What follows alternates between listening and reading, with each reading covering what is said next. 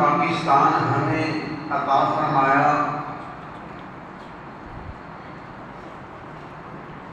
جو اسلام کے نام پر بنایا گیا تھا،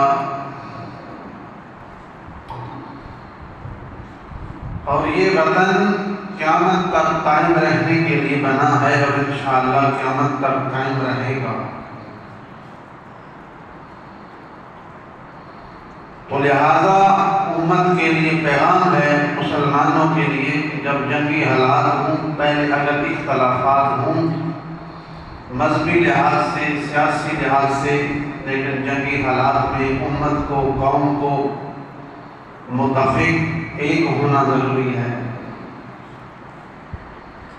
تو اس وقت پاکستان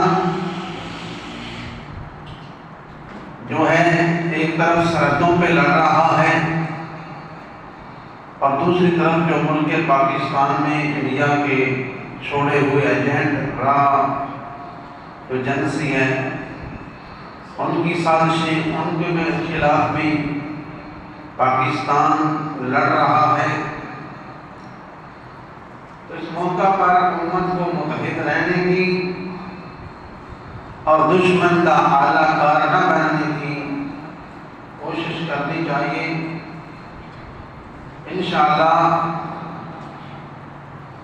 ہماری پاک فوج کفر کے ساتھ اس طرح لڑ رہی ہے جس طرح لڑنے کا حق ہے،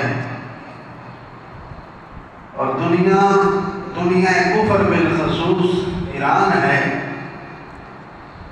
یہ چھوٹا سا ملک، کمزور سا ملک، اتنی جرأت اور بہادری سے اس کی آرمی کیسے لڑ رہی ہے۔ تو اس میں ہم ایک ہی چیز کہتے ہیں کہ یہ فوج اسلام کی فوج ہے۔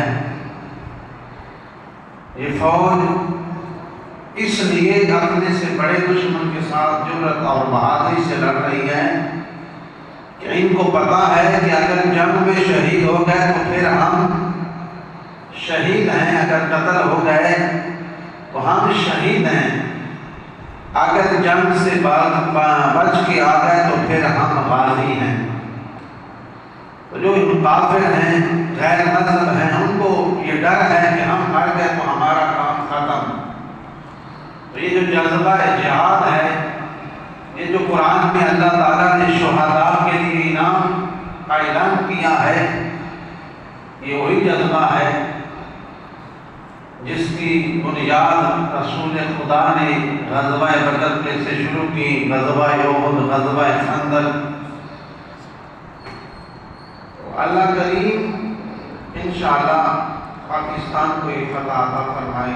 بہرحال جنگوں میں بعض اوقات نقصانات بھی ہوتے ہیں، تو جنگوں میں عوام کو اپنی جو رائے ہے اس سے اختلاف کرنا چاہیے۔ جو لڑنے والے ہیں ان کی اپنی ایک حکمت عملی ہوتی ہے۔ تو جہاد کی اہمیت